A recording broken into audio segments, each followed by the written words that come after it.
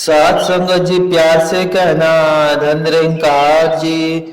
आप सभी का हमारे चैनल यानी मोनेस पर विचार पर स्वागत है। इस वीडियो की शुरुआत करने से पहले दास आपसे हाथ जोड़कर एक संभावपूर्ण निवेदन करना चाहता है। सात संगत जी, हमारा उद्देश्य आपके जीवन में सकारात्मक शांति और प्रेरणा का संचार करना है। हर रोज हम आपके लिए एक नई प्रेरणादायक वीडियो लाते हैं। इस वीडियो के माध्यम से हम आपके जीवन में आत्मविश्वास, शांति और प्रेरणा का संदेश पहुंचाना चाहते हैं। साथ संगत जी, आपसे निवेदन है कि कृपया हमारे चैनल को लाइक और सब्सक्राइब करें और नोटिफिकेशन को ऑन करें, जिससे कि आप किसी भी अनमोल साखी, सत्संग या संदेश से वंचित न रहे। आज की कहानी का विषय है साथ संगत जी। सात संगत जी, प्रेम से कहना धन निरंकार जी।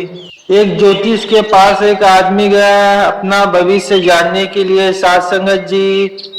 और जब वो आदमी ज्योतिष के पास पहुंचा तो ज्योतिष से कहने लगा कि मैं आपके पास अपना भविष्य जानने के लिए आया हूँ। ज्योतिषी उस आदमी से कहा, मैं सबसे पहले आपका वर्तमान जानना चाहता हूँ, क्योंकि वर्तमान तो आपको आपका पता ही होगा और आप अपना वर्तमान जानते हो और मैं आपका भविष्य जानता हूँ। तो भविष्य जानने से पहले आप मुझे अपना वर्तमान बता दीजिए कि आपका वर्तमान में कैसा चल रहा है। उस आदमी ने कहा कि वर्तमान में तो मैं एकदम संपन्न हूँ, हमें किसी भी चीज की कमी नहीं है।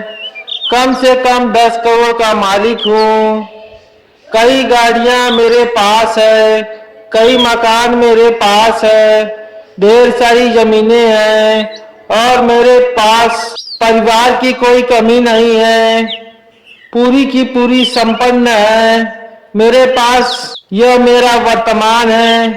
ज्योतिष ने कहा कि जब आप वर्तमान में संपन्न, सुखी है, आपको किसी भी चीज की कमी नहीं है, तो भविष्य की चिंता आपको क्यों सता रही है।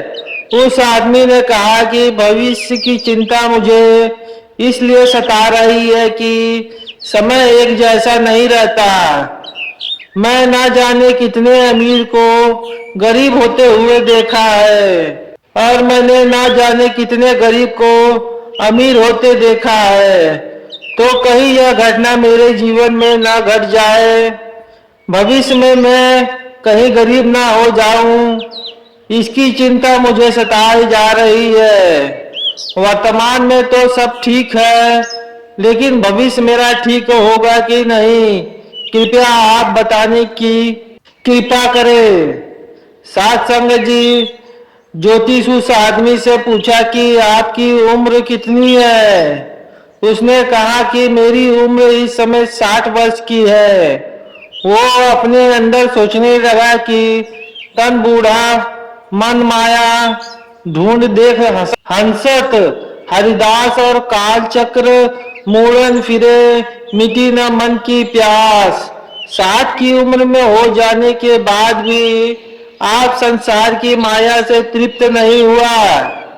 स्वयं बता रहा है कि मेरे पास 10 करोड़ की प्रॉपर्टी है, लेकिन इसलिए इसे नींद नहीं आ रही है, कहीं 10 करोड़ की प्रॉपर्टी मेरी गायब ना हो जाए, साथ संगत जी खत्म ना हो जाए।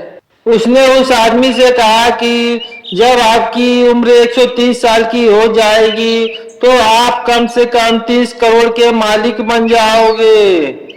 अब जैसे ही ज्योतिष के मुख से वह आदमी सुना, असमंजस में पड़ गया और अपनी सोच विचार में चला गया कि ये आदमी झूठ बोल रहा है, लोगों को ठग रहा है, क्योंकि 60 साल मेरी उम्र है और 130 साल तक की मैं जिंदा ही नहीं रहूंगा, और जब मैं रहूंगा ही नहीं तो मेरे पास 30 करोड़ की प्रॉपर्टी कहाँ से आएगी। और वह ज्योतिषी से कहने लगा कि तुम झूठ बोल रहे हो। साथ संगत जी, 130 साल तो मुझे रहना ही नहीं है। 60 साल मेरी उम्र हो चुकी है और पल का पता ही नहीं। कल का छोड़िए जनाब, पल का पता ही नहीं। ज्योतिष ने कहा कि जब आप जानते हो कि पल का पता नहीं तो फिर भविष्य की चिंता क्यों कर रहे हो? झूठ तो तुम भी बोल रहे हो, तुम कहाँ सच बोल रहे हो? सोम तो बता रहे हो कि मैं 10 करोड़ की प्रॉपर्टी का मालिक हूँ। सोम के घट में विचार करो कि वास्तव में तुम सच बोल रहे हो, झूठ बोल रहे हो। संत महापुरुष कहते हैं कि जिसकी वस्तु उसी की समझो, विषय नहीं तकरार का है। और कहे अवतार यह पहला पड़ है, तन मन धन निरंकार का है। जिस प्रॉपर्टी की तुम बात कर रहे हो क्या वास्तव में तुम्हारी है? वो तो झूठ तो तुम भी बोल रहे हो कि मैं 10 करोड़ का मालिक हूँ, ढेर सारी गाड़ियां है मेरे पास, ढेर सारे मकान है मेरे पास, ढेर सारी जमीन है मेरे पास। लेकिन जमीन को कोई यहाँ से ले नहीं जा पाएगा, मकान को कोई यहाँ से ले नहीं जा पाएगा। हौसले बुलंद थे, सिकंदर भी औलिया अली था, लेकिन जब इस संसार से गया तो उसके हाथ खाली थे। तो फिर 10 करोड़ का मालिक बन के क्यों अहंकार कर रहे हो? जो आपका है नहीं उसे अपना मानकर क्यों अहंकारी बन रहे हो? मुझे तो अपने बड़ी जल्दी कह दिया कि तुम झूठ बोल रहे हो, लेकिन आपने कितनी झूठ बोला है हमसे। जो लिया यहीं से लिया, जो दिया यहीं से दिया। जो आज तुम्हारा है वह कल किसी और का था और कल वो किसी और का हो जाएगा। ना कुछ तेरा ना कुछ मेरा, चिड़िया रैन बसेरा। जिस दिन से चिड़िया जब दाना चुग कर निकलती है तो किसी भी पेड़ पर रात बिताने से रुक जाती है, लेकिन सुबह होते ही फिर वह चली जाती है।